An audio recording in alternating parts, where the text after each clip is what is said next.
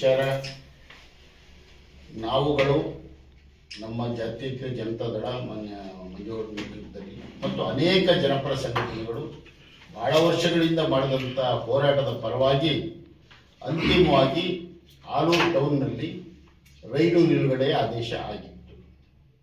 ಅದರಿಂದ ತುಂಬ ಅನುಕೂಲ ಆಗಿತ್ತು ಜನರಿಗೆ. ನಮ್ಮ ಹಿಂದಿನ MP ಅವರು, ಪ್ರಜ್ವಲ್ ಅವರು ಎಲ್ಲರೂ ಕೂಡ ಹೋರಾಟ ಮಾಡಿ ಅದಕ್ಕೆ ಅವಕಾಶ ಕೊಟ್ಟಿದ್ದರು.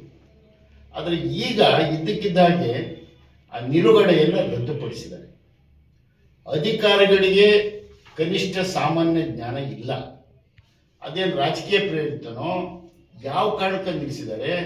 ಅದು ಸೇವಾ ಇಲಾಖೆ, ಅದು ರೈಲ್ವೆ ಸೇವಾ ಇಲಾಖೆ, ಲಾಭದಾಯಕ ಇಲಾಖೆ ಅಲ್ಲ. ಅದು ಹಾಸನದಿಂದ ಸಕಲೇಶಪುರ 40 ಕಿಲೋಮೀಟರ್, ಇದು 15 ಕಿಲೋಮೀಟರ್ ಇದೆ ಹಾಸನದಿಂದ ಆಲೂರು. ಬಹಳ ಅತ್ಯಗತ್ಯ ಇದೆ. ಯಾವ ಕಾರಣಕ್ಕಾಗಿ ಪುನಃ ನಿಲ್ಲಿಸಿದ್ದಾರೆ?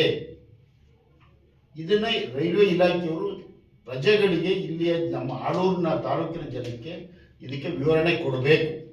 ಏಕಾಏಕಿ ಹಾಗೆ ನಿಲ್ಲಿಸೋದು ಜನವಿರೋಧಿ ಆಗುತ್ತೆ ಮತ್ತು ಕಾನೂನಿಗೆ ವಿರೋಧಿ ಆಗುತ್ತೆ ಅಂತ ನಾವೆಲ್ಲರೂ ಕೂಡ ಆ ನಿಲುಗಡೆಯನ್ನು ಪ್ರತಿಭಟಿಸ್ತಿದ್ದೀವಿ. ನಾವು ಅದನ್ನು ಖಂಡಿಸ್ತಾ ಇದ್ದೀವಿ. ಮತ್ತೊಮ್ಮೆ ಅದನ್ನು ಅವರು ಚಾಲನೆಗೆ ಕೊಡಬೇಕು ಅನ್ನೋದು ಒಂದು. ಎರಡನೇದು, KR ನಗರದಿಂದ ಹೊಳೆನರಸೀಪುರಕ್ಕೆ 45 ಕಿಲೋಮೀಟರ್. 45 ಕಿಲೋಮೀಟರ್ಗೆ 6 ಸ್ಟೇಷನ್ ಇದೆ ಸರ್. KR ನಗರದಿಂದ ಹೊಳೆನರಸೀಪುರಕ್ಕೆ 6 ಸ್ಟೇಷನ್ ಇದ್ದಾವೆ.